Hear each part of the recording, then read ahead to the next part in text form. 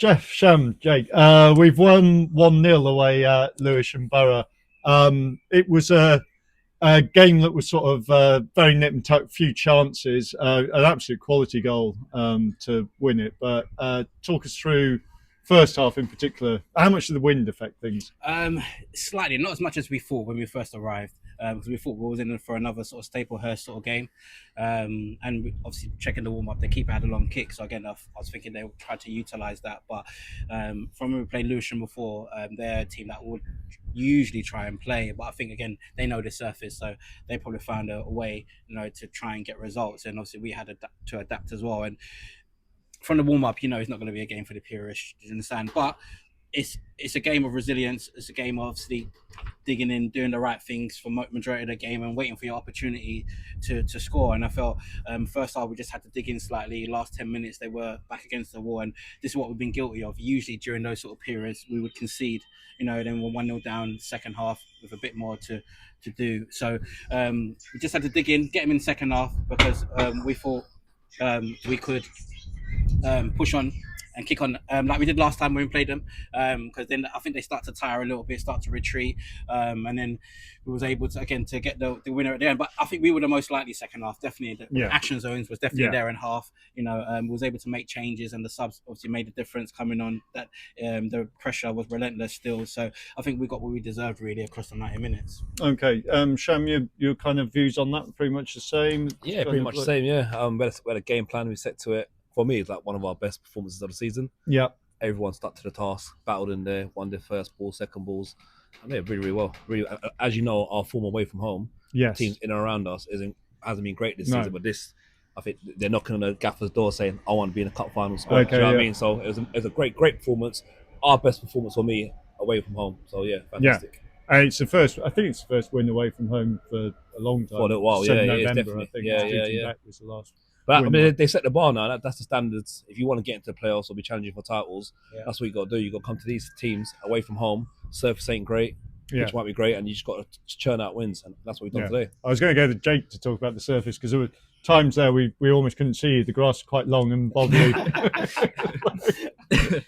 Yeah, I think the bobble was the worst bit. It was when the ball over the top was coming in, it sort of just bounced really high, and then you're trying to counter quickly, and it just slowed the game down quite a lot. But I think second half we adapted to it more, and then we got our joy in the second half, I think. Do you want to talk us through the goal from your perspective? Because the goal, really, I mean, we said it wasn't a game for the purist. It really wasn't. But the goal was completely out of keeping with that. The goal was a great goal.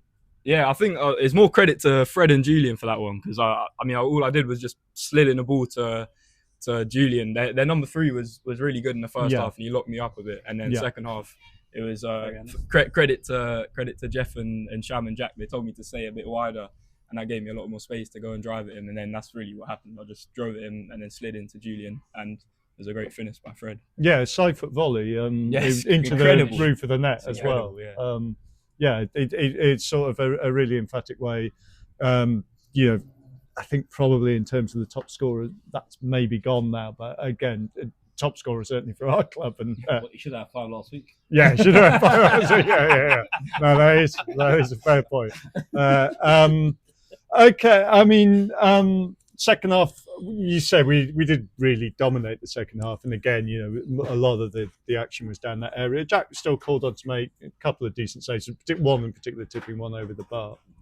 Yeah, I mean, second half we took more risk, because that's the sort of team we are. I mean, we're not going to come here and settle for a point really where we are, and it's one of these games you already knew at halftime it was probably a 1-0 game. It's who can produce that little bit of quality, at the right time. Then there was a good move, good team move, and Jules produced a great ball, and it's a great finish from Fred, because that's what you want. That's what sometimes we've been lacking in those vital moments of previous games, is producing that sort of quality at the right time, and then you just had to see out the game, and like I said, credit to the players who probably would have been happy being on the bench, Brixie, Joel, but listen, character Cam as well, but a character to come on and do the job and do what's required for the team, and that's what we need obviously next week. And then for the final is everyone sort of playing their part, understanding what their role is for the team. If you're a winger and your fullback is marauding on, it might just be a game for that. You might not get on the ball, but do your part for the team, and that's what we did today. And I think